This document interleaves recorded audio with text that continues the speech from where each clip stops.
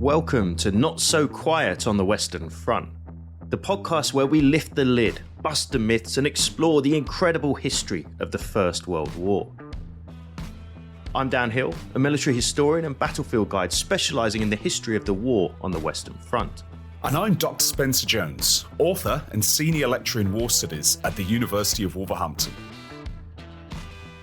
In this episode, we'll head into the front lines and explore what a period of 24 hours in a trench looked like for the average soldier during the war on the Western Front.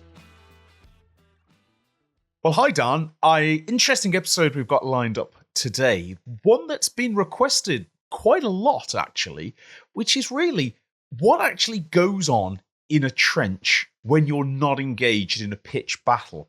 And on one level, that seems like a very obvious or perhaps even a boring question. But on the other hand, it's a fundamental question because soldiers spend so much of their time. Indeed, potentially you could spend years of your life in a trench in the First World War without a great deal happening. So on one hand, it seems a dull subject. But on the other hand, actually exploring those wrinkles and really finding out what it was like in that period, I think is absolutely essential to understanding the Western Front. Yeah, hi Spence. And you can totally understand why it's a question that people have asked as well, because so many of us have relatives who have that experience of being in trenches during the Great War. And whilst, quite often we do use that kind of catch-all phrase in the trenches, there is, of course, a huge amount of variation depending on the part of the war, the time of the war, the location, the part of the trench system you're actually in. So there's lots of different areas to kind of pick out here. But I think the fundamental experience for many people in a kind of established trench during the kind of key period of trench warfare, really from late 1914 to early 1918, there's a lot of things that we can look at and say, yes, this is representative of what that experience would have been like. So I, for one, am looking forward to this. I think there's lots of interesting things that we can bring out and maybe a few myths to bust along the way as well. I agree completely. And I think one of the first things to really discuss is what is a trench? Which seems like a really obvious question. And I imagine listeners, if you're listening to this, you've got a mind's eye picture of what a trench is. But of course, trenches, just like every other aspect of the First World War, go through a substantial evolution from the very beginning of the war. All armies know something about constructing trenches, although the extent to which they are willing to implement this at the start of the war varies from nation to nation.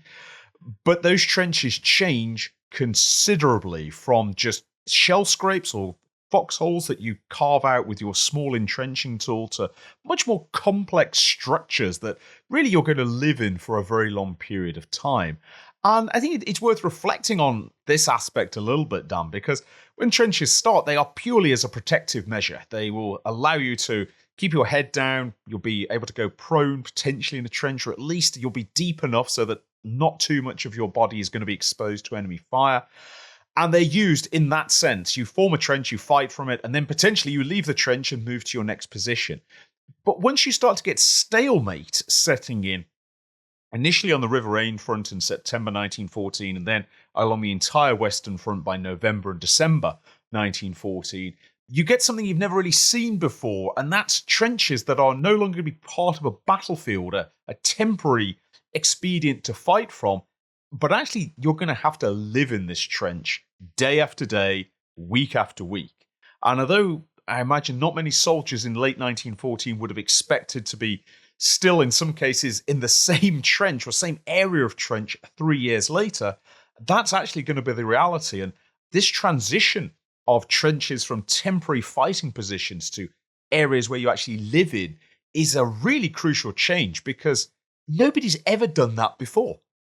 Yeah, and I think the key word you mentioned there actually is evolution. And it's totally understandable why. If you put somebody in a fairly muddy hole in the ground and get them to stay there for any significant period of time, it's not going to be very long before they try and improve their conditions, whether it might be to dig a little shelf, create a little step that you might be able to stay dry out of, maybe dig across and link up with another section of men, figure out how you're going to move backwards, i.e. dig communication trenches. And so this spider web of trenches that develops all along the Western Front, there's no great surprise to it. You can understand exactly from a logical sense why that would happen. And of course, it happens on both sides of the wire.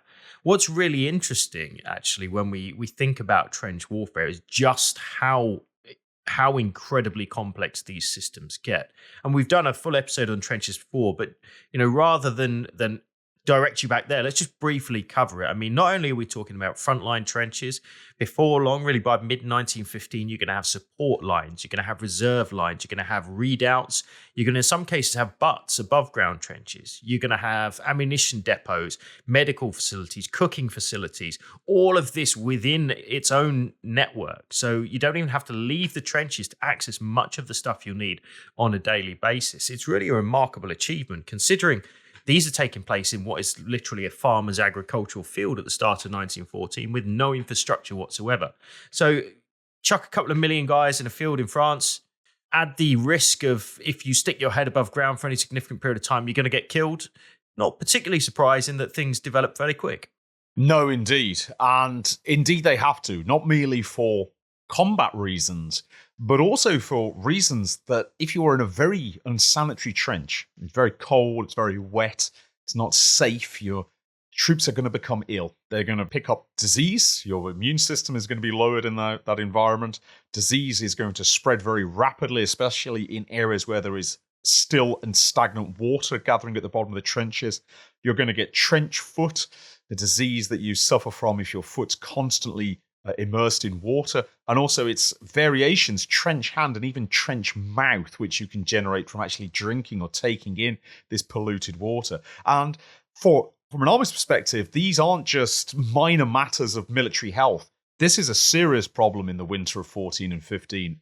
Armies are losing thousands of men to these conditions, and that's partially a function of the fact that nobody has experience of living in trenches of this scale for this length of time. So nobody's done it before. The extent to which troops fall ill is actually surprising to most of the armies. And it leads to all kinds of worry about, well, why is it happening? The simple answer is, it's like asking one of us now to go and live in a muddy field, constantly wet, constantly dirty for 6 weeks. If you survive that, then without any kind of setback, well done. But if we were to take a sample of us, 100 of us or so, I guarantee a portion of our number would become ill in that period. And it's true of the soldiers too. And just how awful these trenches are is something that I think we're apt to forget. The winter of 1914 and 15 is very cold, a lot of snow, a lot of rain as well in the midst of this. And when you're living in these very, very crude trenches that don't have proper drainage systems, that lack a lot of the, dare I say it, amenities that you would find later on in the war, then the conditions are just awful. And I'm going to read a long quote here, but it's one that I think captures really the misery of, particularly from a British perspective, but this also applies to the French and also to the Germans in 1914 and 15, about what it's like. And it goes like this. Up to our waists in water, there we stood and leaned with our packs on. Under our feet a foot or so of slimy mud. As we moved, we had a job to pull 1 foot out and the other sank further in. And when we wanted to change our position, you had to help your legs with your hands by placing your hands on each side of the trench. Draw yourself up bodily. The sucking noise of the mud, the men moved themselves up and down or moved to right and left. Here we stood and was told we had to stick this until tomorrow night, Christmas Day, 1914. After being told to fix our bayonets on our rifles and lay them handy somewhere out of reach of the water on the back of the trench, it was some time before we was allowed to take off our packs and place them, also handy, at the back of the trench. It was as dark as ever it could be, and we could only do these fumbling about in the dark. Soon the men near began to get restless as we moved our legs when we could, up and down, trying to mark time to keep our lower limbs from becoming numb. But in spite of this, and our exertions as we flung our arms across our chests to keep warm, our part of the body not under water. Untying our fur coats, we donned them, equipment over the top and hanging loosely, belt undone.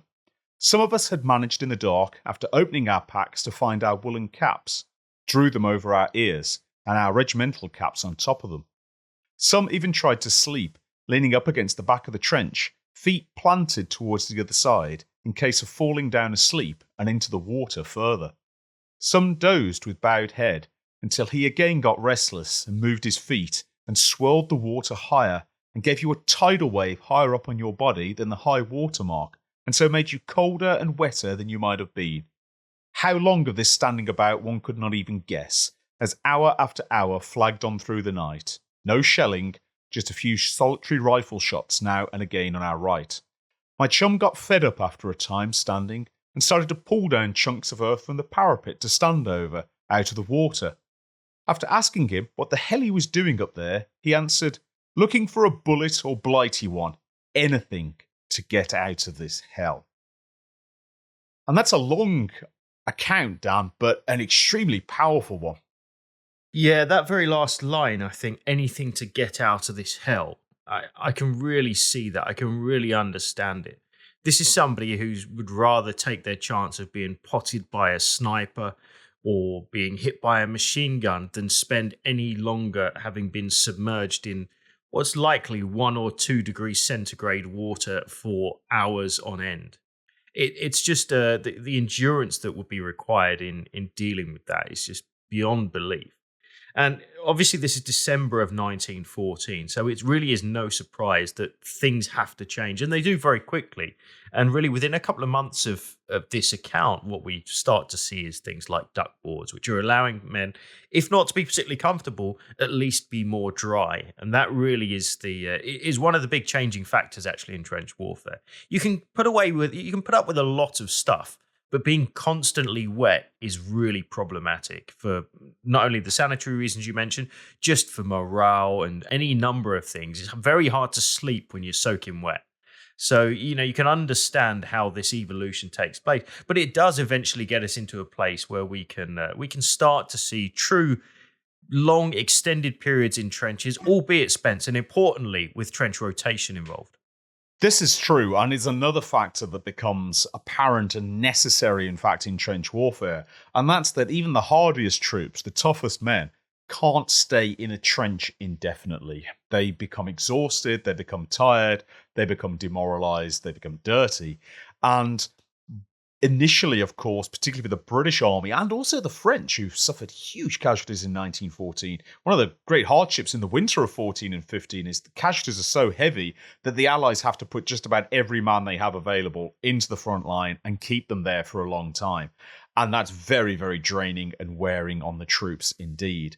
But gradually, as the armies recover from those casualties, as the trench systems build up, you start to add more and more layers to the trench system. You also add more and more troops. And that means you can start to carry out trench rotation, because it's quite clear that you can't man these trenches with the same troops indefinitely. You're just going to wear out those troops, make them very vulnerable to being attacked. And alongside improvements in trenches, alongside this developing trench rotation system, I think a mindset begins to change as well. And the trenches begin to be seen as now a place that you're going to be in long-term occupation of. And that's going to require not merely improvements to the trenches, improvements to the rotation. It's also going to require something that hadn't been considered at all before the war. And that's a daily routine in the trenches, Dan. It is. And really, this is, of course, going to be the focus of this episode. So let's break it down now. Let's look at 24-hour period. Let's take a section of men, which is a kind of typical, very small unit size, about 10 guys, usually commanded by a corporal with a lance corporal assisting, and about 8 private soldiers. This is your standard working unit within a British Army company, within a British Army platoon as well. So this is what a group of 10 guys might experience on a 24-hour period. But first of all, they got to get into the trenches. And actually, this is really one of the deadliest parts of the entire experience of trench warfare, because you've already got 10 guys up in the front line, and you've got these new 10 guys who are going to come in for their perhaps 3-day, 4-day stint in the front lines. They've got to get there. And in doing so, for a short period of time, there's going to be a crossover. One, there are going to be troops moving in and around the trench system. But secondly, there's going to be twice as many of them. And if the Germans happen to know about it, they're certainly not going to stay quiet, Spence. They're not. And just for the benefit of the listeners, we are going to be focusing on 24 hours in a trench, largely from a British perspective. But much of what we're going to say would apply to French troops, German troops, American troops, Belgian troops. Any troops on the Western Front are going to experience similar pressures and a similar routine. And it's worth stating as well, Dan, we want to focus on 24 hours outside of a major battle.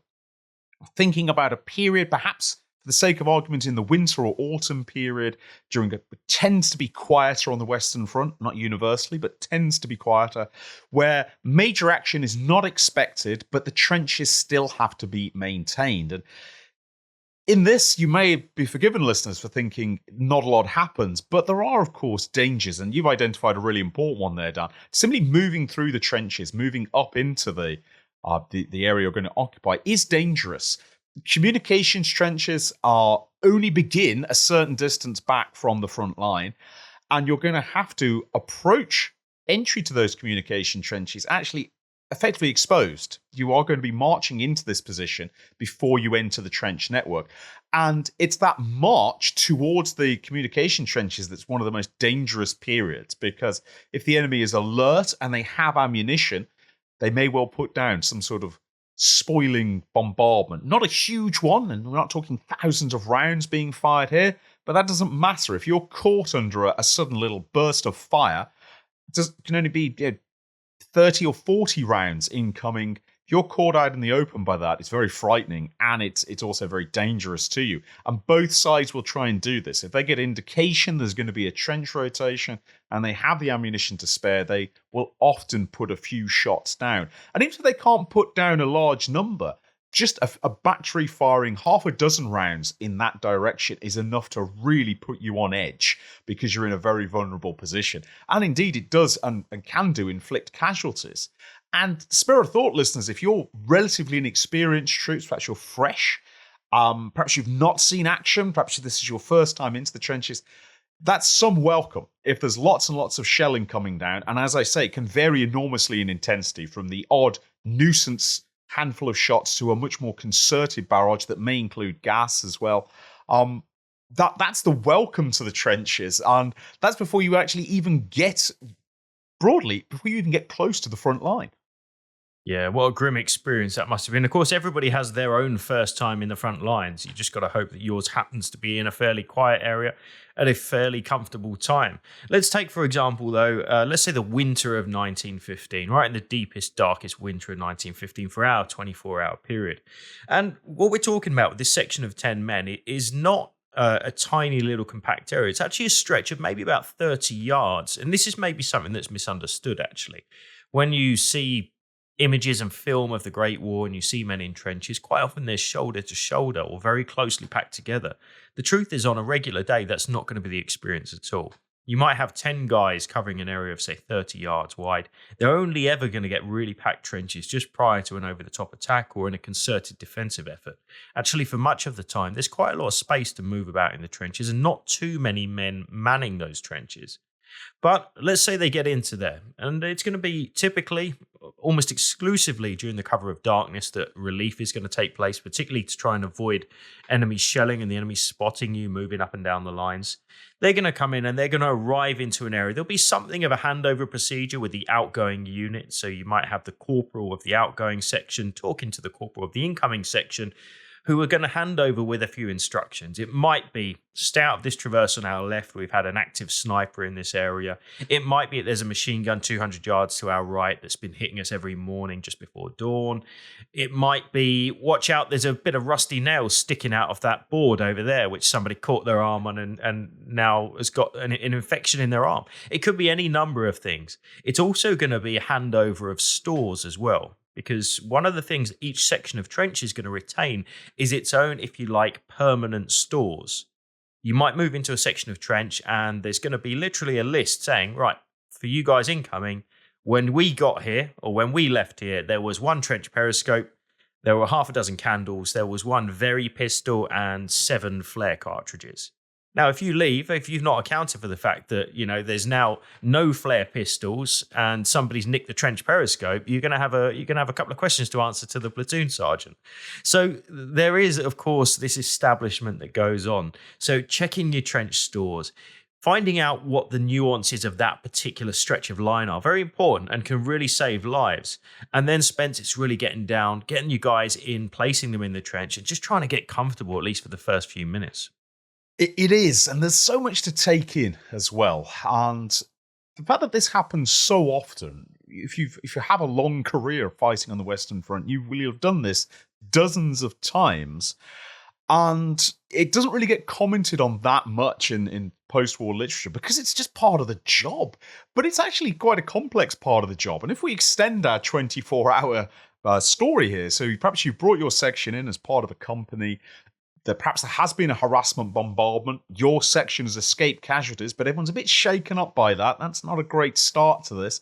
Then you come in and somebody's thrusting under your nose the list of trench stores. And listeners, if you've ever worked in an organization that has strict inventories, you know how zealously that these can be defended, how important they can be. There's a really wonderful Bruce Bairnsfather cartoon. I actually have a copy of it kept on my desk at the university, which is called The Things That Matter. And it's a picture actually from 1915, and it's a mustachioed officer in comic style. He's being bombarded, everything's exploding around him, and he's on the telephone. And somebody on the telephone is saying, please report exactly how many jars of apple and plum jam you received last Friday. And the fact it's called The Things That Matter, and all this chaos is going on, but somebody somewhere wants a proper accounting of what's actually in the trenches or what's been received. Anybody who's had to deal with very, very zealous bureaucracy will know exactly what that is. Now, what we don't have when we do that, unless you're in the military, is you don't have to do that under conditions you might get killed. You've got to check your trench stores. It's still probably dark. There's probably the handovers are vary enormously because, of course, the unit that's exiting doesn't really want to hang around. They can't wait to get out. They're done. They don't necessarily leave the trench stores as perfect. I am absolutely convinced that at some point somebody somewhere in a trench handover will have lost their very pistol or broken their trench periscope, but will have filled in their form anyway and said, yes, it's definitely here, shove it into the incoming unit's hands and disappear and go, well, it's their problem now.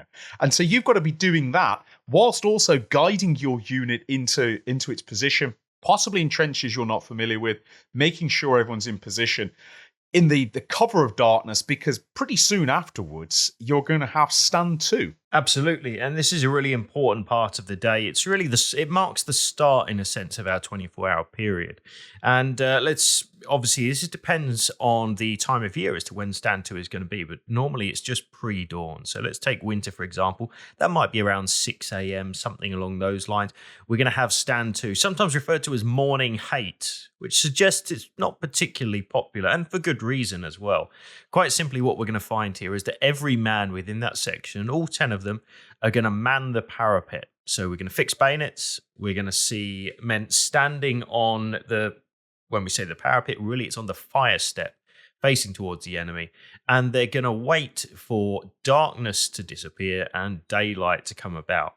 This is the typical time that we're going to see attacks during the Great War, dawn and dusk. So we're going to have stand to in the morning. We're going to see guys getting ready, bayonets pointed, waiting for the enemy to attack. And across the other side of no man's land, what's going on? Well, the Germans are doing exactly the same thing. They're also doing stand to. And so it's actually very rare that people are going to be attacking. But the problem here is there's no moving, there's no talking, there's no smoking, there's none of those things that kind of offer a little bit of relief in trench warfare. What it might be is freezing cold. It might be raining. You might not have the right amount of kit with you. It's just going to be an uncomfortable, unpleasant thing to do very early in the morning. So you can understand why it's not particularly popular, Spence, I suppose. You can. It's an essential duty. Everybody is concerned about being swarmed at dawn. So you have to stand to. It's also a good way as well for the officers to make sure every man is ready. Every man's accounted for. There's no obvious gaps. The Germans haven't snuck in at night and taken some prisoners, which doesn't happen very often, but is not entirely unknown. Nobody's deserted. Good chance to get a sense of the readiness of your unit as well. Do the men look smart and attentive? I'm not sure you could look that smart and attentive if it's a bleak December day in 1915 and you're stood on the fire step shivering. But it's an important role. And it's not without its dangers either, because although you're not sticking your head obviously over the parapet, you're not exposing yourself to danger. Inevitably, this is a period when snipers really do some of their deadliest work. And that's because they know the front line has now got targets in it. And by 1915, snipers are still a threat. They're not quite as much as a threat when you're in a trench as they were in 1914. But Around about this time, snipers, particularly those who are actually in no man's land, will be having a really good look along the parapet. Anybody who happens to have their head sticking out, part of them exposed, the sniper might think that's worth a shot. And if they don't take it that day, they might jot it down mentally and think, well, if he does that this morning, he'll probably do it tomorrow as well, and I'll get him.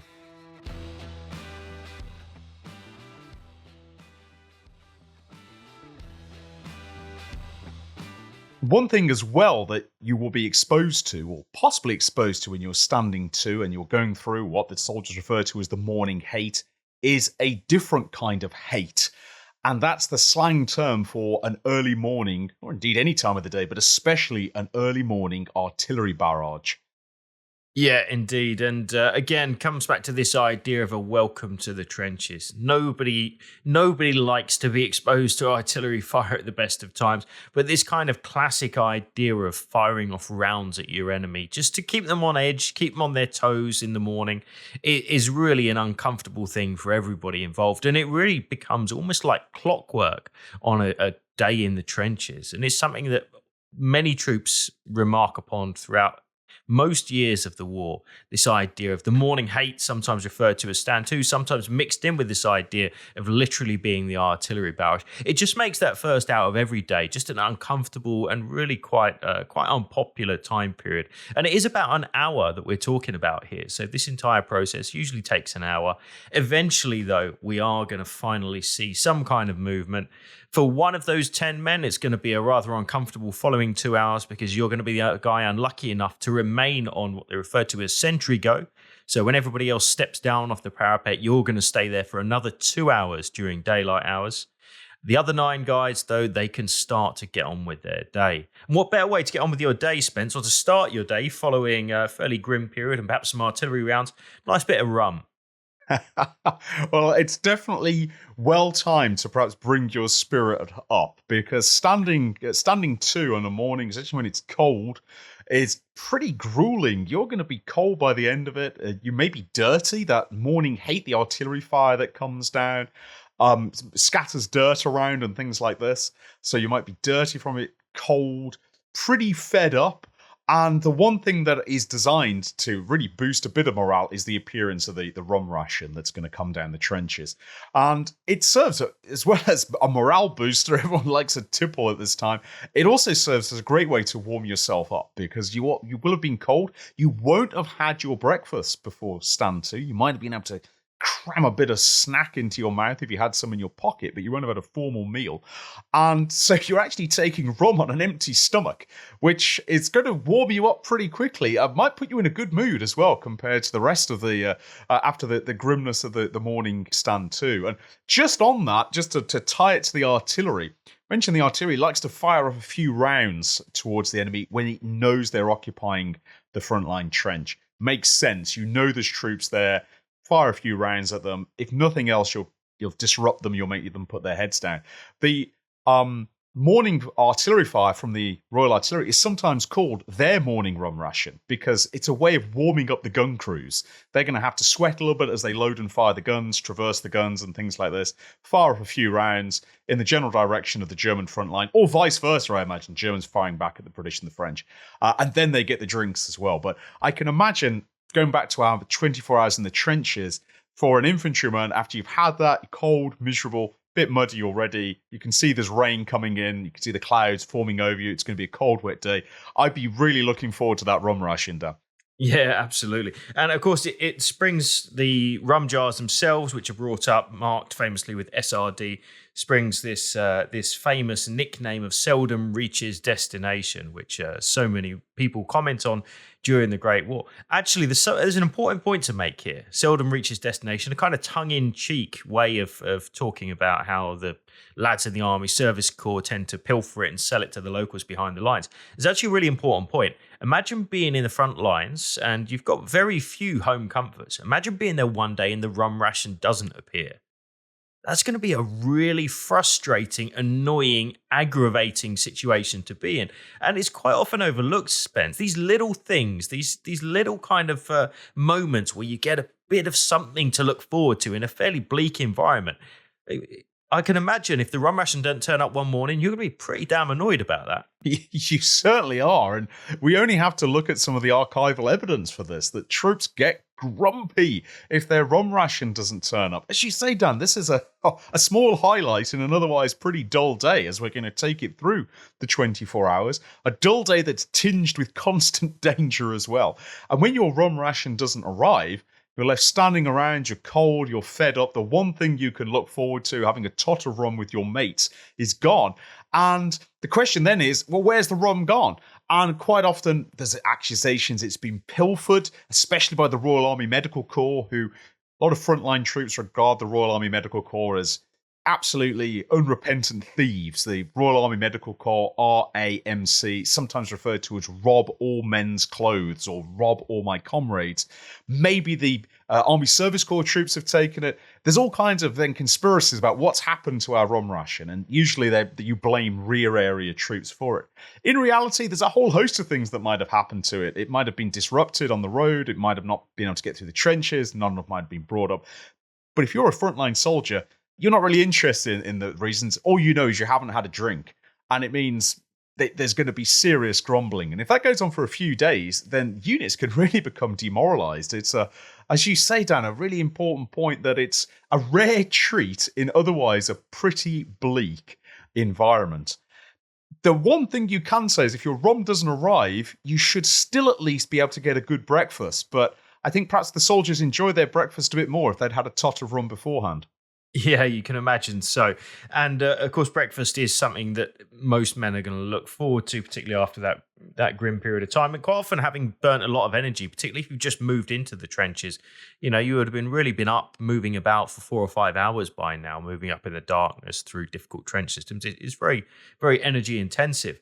And so breakfast is usually going to be brought up, and that's going to be after the rum ration. So again, we've covered this in a fair bit of detail, so not going to dwell on it too much now, but food's very plentiful. There's lots of it. Usually it's been brought up actually by ration parties who are in reserve or support, whose job is to move up from the quartermaster stores, fair way behind the line, up through the communication system and bring food with them. And that's going to be uncooked. It might be bacon, it might be eggs, might be cheese, certainly be some bread involved. There's inevitably going to be some jam there as well. And it might actually be cooked in the front lines or slightly behind on little braziers, little trench stoves and things like that. Sometimes troops who are moving in on that morning will actually bring up their own stores with them. So a section coming in for a first day may bring their own stores in. On other days, rather than leave their frontline positions, it's either going to be a couple of guys sent back, or more usually it's going to be a ration party from the rear areas bringing up the stores and the food for each section for that particular morning. Quite often up in sandbags, quite often covered in Hessian hair by the time it gets there. But it's food. It inevitably comes with a warm cup of tea as well, which is going to be very, very welcome. So nice bit of breakfast. And sportingly, I think rather sportingly, both the Germans and the Brits tend to not fire shells during the traditional breakfast time. So you get a kind of informal truce on a daily basis after the of course, shells earlier that morning. But most of the time, most sides are settling down to breakfast about the same time, and they tend to be left in relative peace. They do. This is one of those features that we've mentioned occasionally on the podcast of what's sometimes called the live and let live system, that there are patterns of activity on the Western Front, and we'll get into a little bit more about that, I think, later in this episode. Patterns where there's going to be danger. So entering the trenches, quite often disruptive bombardment. The stand to, there's quite often bombardment and sniper fire. But once that's over, once you have a breakfast, that's generally not disrupted. And it may seem strange, listeners. You may think, well, an all-out intense war, why not disrupt the enemy eating breakfast? It's because you're not really going to get any kind of long-term advantage from it. Unless you're planning to launch a major attack, if you start shelling the Germans while they're eating their breakfast, they're going to respond in kind, and then nobody's going to get any breakfast. But you're not going to be able to do enough damage to each other that it's going to make a major difference on the Western Front. So why do it at all? And that can only really be understood in the context of the fact these armies are locked against each other for years. It's not a matter of weeks or months, years of contact with one another. And so if you're constantly disrupting each other, it's going to ultimately waste a lot of resources for not a lot of gain. Interesting little point for relating to the American Expeditionary Force. When the Americans begin to rotate into the line, particularly in French sectors, quiet sectors, which are extremely quiet. They're even quieter than the theoretical sector we're describing. The Americans, very fired up, ready for action, want to take on the Germans, immediately start disrupting all these little informal truces and turn what were previously very quiet sectors into much fierier sectors. But for the most part, pretty much anywhere on the Western Front, unless a major battle's in progress, you're going to have a relatively peaceful breakfast. Maybe not a particularly tasty breakfast. You made a great point, Dan. A lot of this food's brought up in sandbags. Let's just say that's not like being served on your best china plates. And the Dixie of tea that comes up has often been brewing to the point that it has become a form of tar. It's absolutely stewed. If you're not a fan of really strong tea, then you may not enjoy this. And this may explain one of the reasons why British soldiers are famous for absolutely filling their tea mugs with many, many sugars. Just as a little anecdote about this, one of my great-grandfathers who fought in the war and survived, he, for the rest of his life, liked to make extremely strong tea. He would make a pot of tea in the morning when he wasn't at work, and then he'd just constantly refill it. He would never actually brew a fresh cup of tea. And he was famous when people would go around and visit him, never accept a cup of tea from him because it would absolutely take the enamel off your teeth. It was that strong. I can't swear to this, but I sometimes wonder if he got a taste for that kind of tea in the trenches of the Western Front. But I would say, going back to our 24 hours in the trenches, Dan, rum and breakfast might be the highlight of the day, because once you finish that, you're going into the daytime routine of the trenches, which in some ways it's not entirely dissimilar to what you might experience in a normal job. There is a routine, there's a time frame for it, but when you're doing it over and over again, it's going to get a little bit dull. And first thing you do after you've had a breakfast, fed, you wiped your mouth clean, it's time to actually go through some sanitation duties. And that, for most of the soldiers, that's going to mean a wash and a shave. Yeah, it is. There are two things that need to come next. One is to keep yourself clean, and the second one is to make sure your kit is clean. We're going to see both of those in sequence, actually. So the first is going to be to typically, and quite famously, use the last few swigs of that well-stewed, and by now fairly cold tea, actually as shaving water. So literally to provide a shave, quite often with a cutthroat razor, and that's going to be done in the trenches regardless of the weather conditions. And the idea here being that you need to keep the level of stubble down, not so much in 1915, but certainly from 1916 onwards. And a big part of that is it's important to make a tight fit with your gas mask. If you've got a full beard, actually getting a gas mask to fit is going to be really problematic. And not having a decent seal around that could be very dangerous as well as, of course, Army standing regulations, of which do permit moustaches, we should add. And they are, of course, very popular in the Great War. But that assuming to be done by about 9:30, 9:45. You also get your typical sanitation. You get people using the latrines, which will have a dedicated area within the trench, various other things, keeping themselves just generally clean. It's very important for sanitary reasons to make sure that you're going to be clean and dry if possible. So application of things like a whale fat to keep your feet more waterproof. All of these kind of sanitary things are going to go on in the morning. And then it's important to clean your weapons, because the one thing you don't want to happen in a trench warfare environment is you to pull the trigger on your rifle in a real life or death situation and it not to go bang, Spence. So cleaning weapons, absolutely essential. It absolutely is. Keeping the dirt out of the breech of your rifle, making sure everything works, making sure that any equipment that you might be carrying in addition to the rifle, grenades and so on, they're properly secured and stowed. Cleaning yourself, very important too in the trenches. Unfortunately, fleas and lice are ubiquitous in the trenches. If you're going to spend a long time there, it's a very high chance you're going to contract. Lice are going to jump onto you at some point. Cleaning and also shaving as well. And that can include giving yourself a quick haircut, or having a comrade give you a quick haircut as well, depending on if you've got the skills within your platoon. All this plays a role in trying to keep down the lice. Of course, it doesn't get rid of them entirely. They're going to live in your clothes. It's going to be almost impossible to avoid them when you're in the trenches for any length of time. But all this is not just for mere show. And one thing that's quite interesting is, unless troops are in really intense battle, generally, British and German troops are quite keen on keeping themselves clean. Nobody really wants to be dirty. You want to be clean. Bear in mind, these are soldiers from civilian life. They've gone through training and so on, but keeping themselves clean, maintaining a modicum of of hygiene, even in unsanitary conditions, is important to them, as well as, of course, being enforced by military discipline. And one of the surest signs, particularly in the British and German armies, that morale is low or organization is beginning to collapse, perhaps officers or NCOs have been killed or wounded, is the troops become dirtier and dirtier and dirtier. Their morale is falling. They're not taking care of basic things like washing and shaving. So it doesn't just serve it may seem a bit odd, why spend all this time shaving and cleaning yourself first thing in the morning in an intense war? But it's actually got a really important function. And it is also enforced by discipline, because once the morning cleaning is being done, you've cleaned yourself, cleaned your weapons, then the platoon sergeant's going to come down, and he's going to take a good look at you. And depending on what unit you're in, especially if you're in a regular unit, watch out. But even if you're in one of the better new army units, if you don't meet your platoon sergeant's approving eye for your cleanliness, you're going to be in trouble.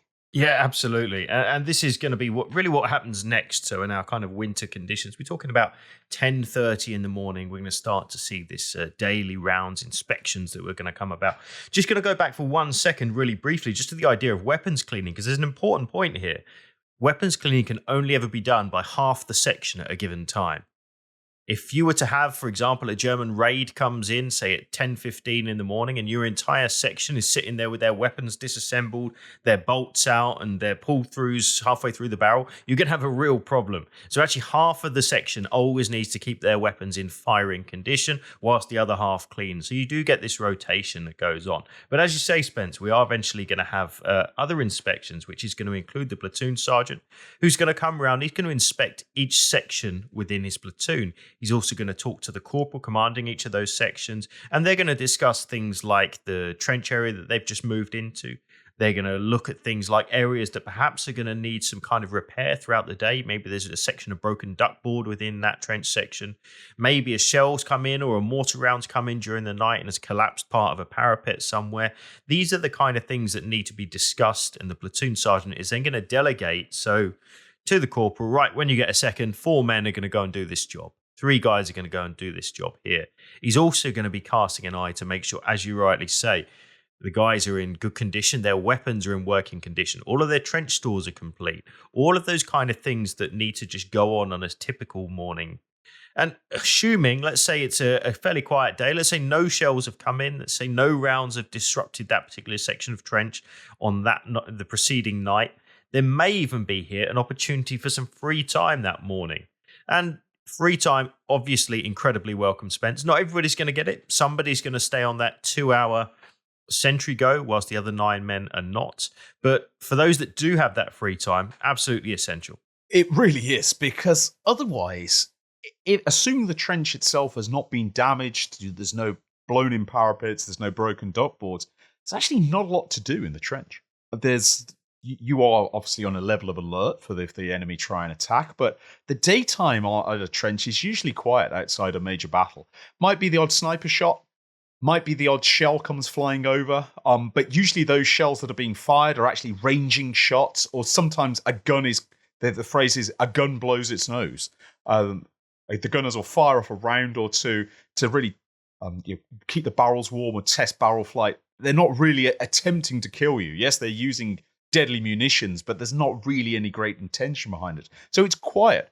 And that means, unless you've been delegated to do a bit of work, perhaps you've got a bit of repair work to do, perhaps a parapet's fallen down or a fire step needs improving, duckboards need relaying, you're not going to do a lot. And soldiers who are bored can become dangerous. They start messing around. They start doing stupid things. Horseplay is a genuine cause of injury in the First World War. Soldiers play fighting or messing around with weapons or just misbehaving themselves. And so soldiers are encouraged actually to write, talk with each other, spend a bit of time chatting. If you're able to sleep, lean up against the trench wall, try and get some sleep. Not easy. It's possible, but it's not easy. A gamble as well. Gambling's huge, even though it's frowned upon. Gambling, strictly speaking, if you wouldn't be gambling right in the middle of a trench under the nose of your officers. It's probably going to draw some comment there, get you in trouble. But gambling goes on. 2 games that are massively popular for the British Army in particular is, one is a dice game called Crown and Anchor, which comes from the Royal Navy. That is really the game of the pre-war army, but it's still played all through the army in the First World War. or cards. And cards are even easier to play because one thing in Crown and Anchor is it's a dice game. You need somewhere to roll the dice. You're also supposed to play it with a board, although the soldiers can improvise that. Cards, you don't really need anywhere. You can play that standing up, in fact. You don't need an area of ground. Other soldiers craft things.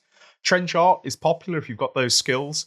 Other soldiers, I'm absolutely convinced, would carve things into the walls of the trenches. And we only have to look at some of the underground tunnels that still exist to find all kinds of graffiti left behind by soldiers. But above all else, I think probably the most common activity is actually reading and writing. Britain and Germany are both very literate societies prior to the First World War. Very, very literate indeed. More literate actually than France prior to the First World War. And so having a letter from home, or writing a letter home, or even reading a magazine or a newspaper that might have made it into the trenches, slightly constrained, but they do exist, is a huge way to spend your time. And the postal service, of course, actually in the First World War is really good. It's extremely important for the troops from both armies that they're able to get mail from home. And in this morning period, you're going to be mainly reading the letters you've already received and writing back actually to your loved ones at home. But this is a major way to pass the time.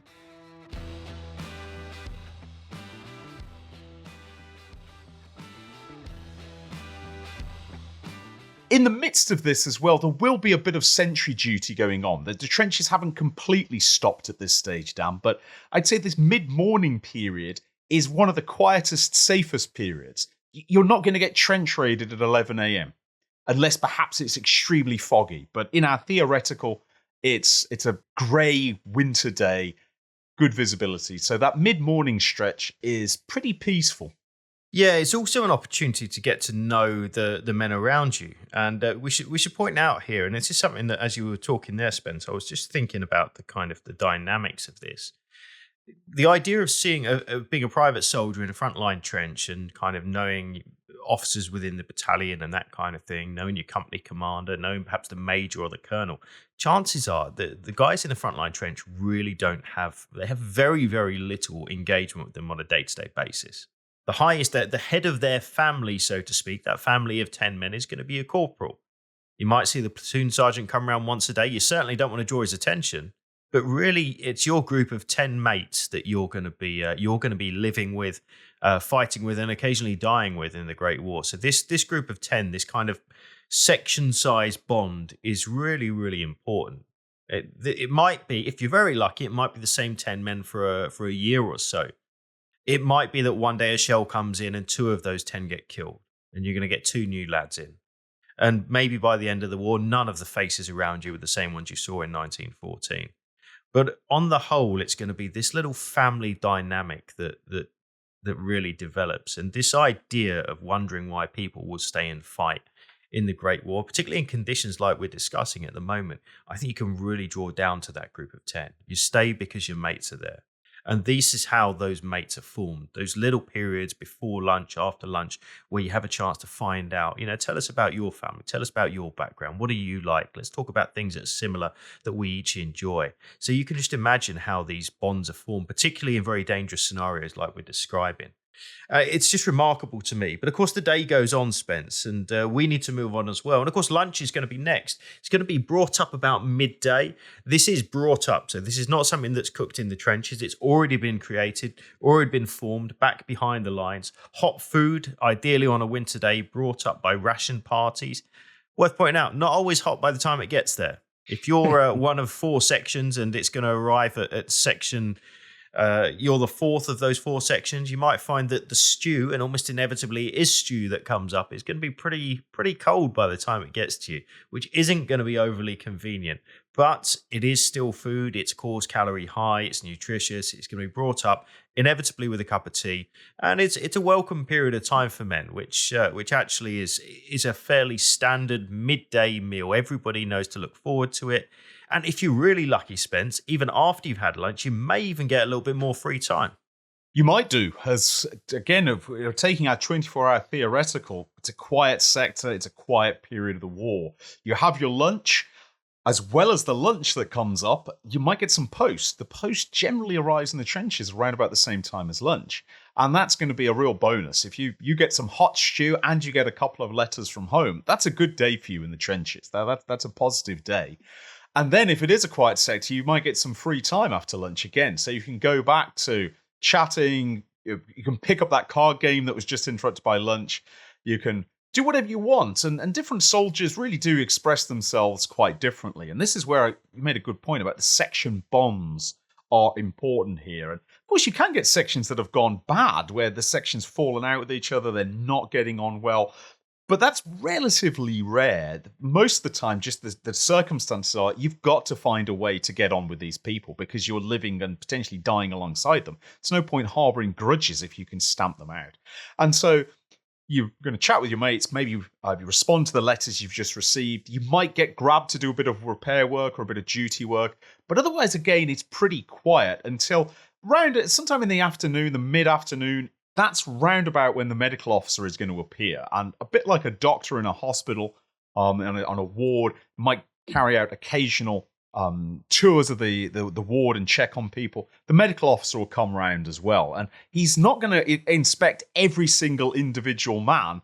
But what he is going to do is he's going to speak to the officers about any problems. He might exchange a few words, anybody got any problems, this kind of thing. And one thing he might do, although this on our 24 hours was probably unlikely, is he might actually ask for a feet inspection and start checking the feet to see if there's any early signs of trench foot. Might check if you've got a small injury. Perhaps you've grazed yourself. We mentioned this dangerous nail earlier on in the podcast. Perhaps somebody's been scratched on that. Or perhaps somebody has got a small cut that is throbbing a bit. It's got infected. These kind of small bits of medical inspection will take place. But he's not expecting to find serious casualties or badly injured men at this stage. Yeah, it's an important point to make, actually, because truth is, bits of metal and spikes and stuff are dangling all over trenches, and people can really get injured very, very easily.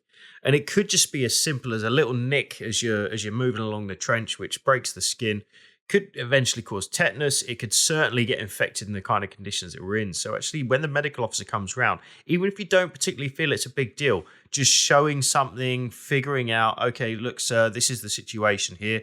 Might just douse it in iodine, might say that you need to go back and get further treatment. But these little things, it's not necessarily the soldiers being picky and fussy about it. It's his duty to report these kind of incidents. So it is an important thing to do.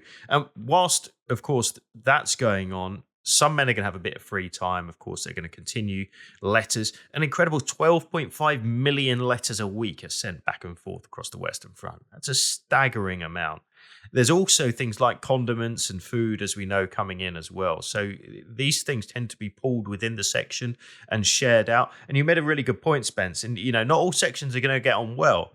And let's hope as a young 18 or 19-year-old coming into a new section, you don't find all of a sudden you've got a tyrannical corporal who really takes a dislike to you for some reason. That could make your experience in trench warfare absolute hell, more problematic than certainly considering the enemy on the other side of the field, because, of course, you're in regular and continual contact with them. But the day goes on. And eventually, if we take a winter day into example, the day itself is actually fairly short. And by 4:30 p.m., something like that, we're actually going to be approaching already stand 2 yet again. And this is going to be the stand 2 that's going to relate, of course, to the coming of night. And it's going to be, yet again, another very unpopular period of time spent. Nobody likes stand 2 in the evening as much as they hate stand 2 in the morning. This is absolutely true. And one of the reasons for that is stand 2 in the evening, if anything, is more dangerous than stand 2 in the morning. Your chance of being attacked at stand 2 in the morning are basically negligible. There will probably going to be some artillery shells flung at you. There might be the odd sniper. But listeners, you might remember I mentioned snipers are going to look at you in the morning and they're going to wait. They're not going to fire in the full daylight. That might give them away. They're much more likely to shoot at you at night. And there are rifle shots during the stand 2 at night. There may be a few artillery shells come over. Troops are naturally jumpier too. As it gets darker, people peer out into the gloom and they think they see things. And it's only going to take one twitchy section to perhaps a few rounds go off. And they say, there's definitely something out there.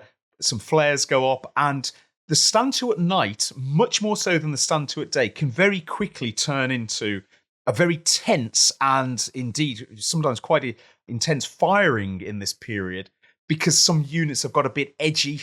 Perhaps the Germans have had a little fusillade of fire. The British have responded to it. People fire flares in the air. The artillery goes, flares up there. We better put a few rounds down. And although no battle's actually going to take place, nobody's going to attack each other, there's still a lot of bullets and there's a lot of shells suddenly go through the air for potentially as many as 10 to 20 minutes. Not very pleasant at all. And you have to do that every single day. Now, not every stand to at night is going to be like this. Some are going to pass without a hint, without an incident. But if there's going to be trouble, it's going to occur here, much more likely than the morning. And so nobody likes it. Plus, you're cold. Plus, by now, you're probably getting a little tired. You've been on the go since the early hours of the morning. If you've just, in our hypothetical, rotated into the trenches, you might not have got much sleep. Might have been able to snatch an hour or so in the daytime, but you're tired. And you're going to stand there for about an hour in this period, waiting and hoping nobody pulls the trigger, no flares go up, there's no alarms or sudden incidents. And only at about 5:30, you're actually going to get to stand down. And even then, your duty is by no means complete because somebody has to serve as the nighttime sentry. Yeah, in fact, several people need to serve as the nighttime sentry, whereas you get 1 in 10 who are going to be on sentry go during the day. By night, because of the increased risk and the increased activity, which is often overlooked, it's going to now become 1 in 3. So 1 in 3 men are now going to be on sentry go within that section. So it's going to be 4 out of 12, something along those lines at any given time. And they're only going to be at 1 hour intervals as well. Part of this is to keep you sharp, keep you alert. 2 hours, you might start drifting off. You might lose attention. You may just simply fall asleep. And that's an incredibly dangerous thing because, quite simply, Spence, life in the trenches really starts to come to life at night. It does. You could even say that the trenches are filled with nocturnal animals. And night duties are, it seems a bit odd, I suppose, listening to it, but the cover of darkness is very, very useful for armies of both sides. You're not going to get aerial reconnaissance. You cannot conduct aerial reconnaissance at night in the First World War. And that means if you're going to do anything, you're going to move large numbers of troops, you're going to move things around, repair things, carry out work, you do it at night, where it can't be observed. And yes, the enemy might fire artillery at you if they hear you. If you're making a big racket, they might put a few rounds into you. But that's not going to be as accurate as if it's air-guided, or air-directed, I should say. And so the trenches come to life. You're going to carry out your big repairs here. You're going to dig new trenches, perhaps a sap that's going to push out into no man's land. You're going to have wiring parties go out and start to repair the wire, or indeed cut some of the undergrowth that may be growing in no man's land. You're going to have the telephone section appear, and they're going to perhaps be testing telephones or laying out new lines that are running up close to the front line, and they're going to be in everybody's way and be frustrated with everybody. New sandbags are going to be filled. Working parties from the rear are going to come up to carry out heavy manual labor. There's a lot going on. And also, this is a time, because you're becoming active, so too are the enemy. They're also active. So you have to do all this activity without making too much noise, because that's going to draw enemy fire. Snipers are still operating at night. They're looking for the giveaways, a head suddenly popping up over the parapet because somebody's getting out of the way of a working party. The sudden flare from somebody striking a match. The dim glow of a cigarette stub or a pipe in the night that gives them a target. There's going to be enemy patrols moving through no man's land. They're going to be trying. These aren't raids, but they're going to try and get up to your wire and take a look at your wire. What's the density of your wire? What's going on out there? And sometimes, as the British are putting out patrols, they run into German patrols too. And although clashes between patrols are actually quite rare, generally they'll if they see each other, they'll avoid each other. This can happen too. So you're very aware the enemy's active, and it's very busy there. And so the trenches become a real bustling environment, and it's high stress because you're worried the enemy are going to hear you, the enemy are going to react to you. And I'd also add another thing, and that's that rats are nocturnal animals who are most active around dawn and dusk. So around about the evening, in fact, usually when the evening stand to is taking place, you're going to start getting rats appear. You can hear them first. When rats wake up, they like to groom themselves, and they'll chitter amongst themselves, and then you're going to have rats running around as well. So not a very pleasant environment, a high stress environment as well, because even though the troops are trying to keep noise down, inevitably it's noisy. So if you're trying to take a nap during this and somebody comes clattering down your section of trench with some equipment or some spades or something like that, making a racket, these soldiers clattering down don't really care about whether you're getting your sleep or not. So that's not great. And the other feature I'd say that we apt to forget is it's really cold in the trenches, especially in winter and especially at night.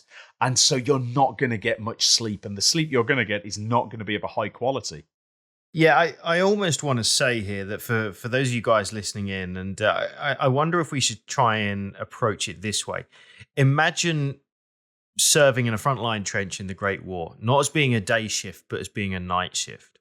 The daytime really is when you try and get that rest in. You've got much more free time, much more availability. Really, when darkness falls is when the work starts. In my mind, at least, I think that's an interesting way to look at it, and maybe something that's not been looked at for a very long time in that way. But it really is. It's when the wiring parties are going out. It's when any work in no man's land is going to take place, and that's particularly dangerous. Nobody wants to leave their trench into no man's land. It's a horrible thing to do.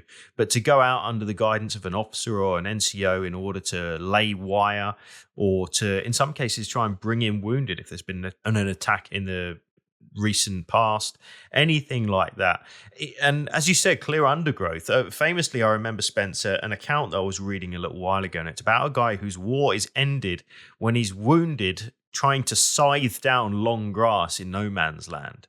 And he talks about what an ignominious end to be wounded on the Somme whilst cutting grass. But the reality is that kind of thing absolutely happens. There's a machine gun firing. He needs to cut grass so that the fire step in that particular section of trench has got a line of sight. So he's out there in no man's land with the scythe trying to cut some grass down, and he takes a machine gun bullet in the knee, and that's the end of his war. But the reality is, it's not all over the top attacks, running towards the enemy with bayonet fixed death or glory. Sometimes you're eating your breakfast, sometimes you're having your dinner, sometimes you're cutting grass in no man's land. And a shell or a stray round can come in and end your war quite quickly. They can, and it's that randomness, I think, of death and danger in the trenches that adds to this. And your chances of facing serious violence are, as we've said, increased at night. This is really when the trenches are alive. Artillery bombardments, German Minenwerfers, the mine throwers, mortars, as we call them, might fire in, nuisance attacks. And of course, the most dreaded thing of all, although it's not going to happen in our 24-hour theoretical, is a full-scale trench raid that might come in. And we discussed trench raids at length in a previous episode. The violence of these trench raids is staggering. So you've got all this to consider. And on top of this, you're trying to get some sleep as best as you can. You're not going to get more than about 3 hours sleep before your sentry duty as well. So your sleep is naturally disrupted, and humans are not designed for that. We are not nocturnal animals. We're designed to basically sleep through the night, and you just simply can't do that in the trenches of the First World War. So even though in our theoretical trench there isn't a major action, there isn't going to be a trench raid, and the enemy is not digging underneath your trench, just that routine is very disruptive, and it is high stress, especially at night where a lot's going on and you are worried about being attacked. On top of that, you're cold, you're wet, you're not getting adequate sleep. This is tough, and this is one of the reasons why, listeners, you have to rotate your troops. You can't ask your troops to do this continuously. They're just going to get exhausted, they're going to get ill, they're going to get run down. And so whilst the trenches system is alive and all kinds of activities are taking place at night, you're trying to get your bit of sleep. Gradually, the evening will pass through, and as the night slowly turns into dusk, slowly begins to turn into dawn, I should say, the patrols will come back, the working parties will start to disappear, they'll start to head towards the rear areas, and gradually, as the sort of the horizon lightens, it'll be time for you to start all this over again with another morning stand too. Yeah, there is our 24 hours right there, which is, as you can imagine, a very, very tiring one. I think if ever you wanted to have any understanding of why trench rotation needs to take place, I think looking at one 24-hour period in the trenches of the Western Front is a great example of that. It's simply unsustainable for long periods of time. But of course, it is sustained by many people and for many years. And it's that, I think, when we come to round off this story, at least, I think is really quite remarkable and quite often, I remember the late great Richard Holmes being asked this question once before, and I'm going to try and paraphrase from what he famously said.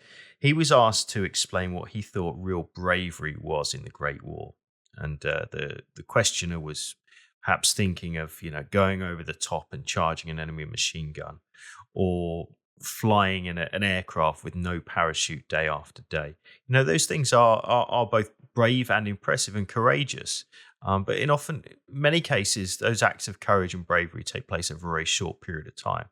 I would argue, and I wonder how you feel about this, that really the true bravery of troops of all nations during the Great War is not necessarily those short, sharp moments in combat, but rather it's the endurance that they show in putting up with these conditions day in and day out, let alone with an enemy the other side of the same fields trying to kill them whilst doing so. But it's simply just the ability to sustain, endure, and to last to the end, to stay the course. I think that's absolutely true.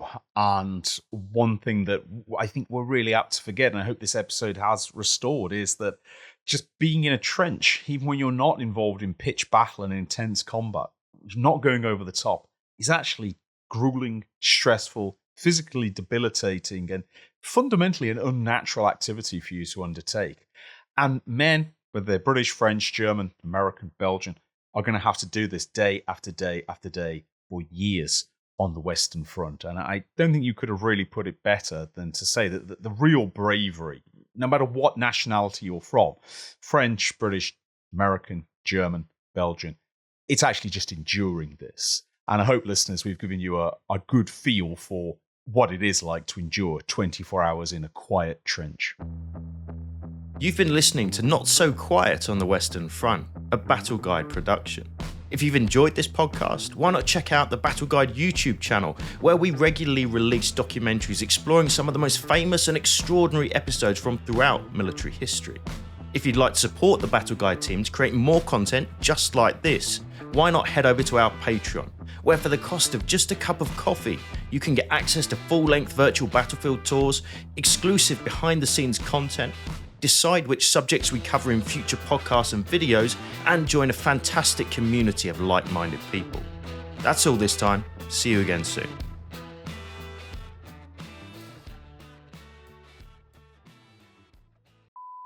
I'm good to go. 24 hours from Tulsa. One day away from your arms. Right. Okay. That's a music joke for anybody who cares. Okay. Let's get started. Needing to have trench rotation, just looking at 124 out. Fucking hell. If ever you wanted, what's going on? Try again. And if ever you wanted any reason to understand exactly why trench Jesus, sorry, mate. There we go. You got some outtakes at the end.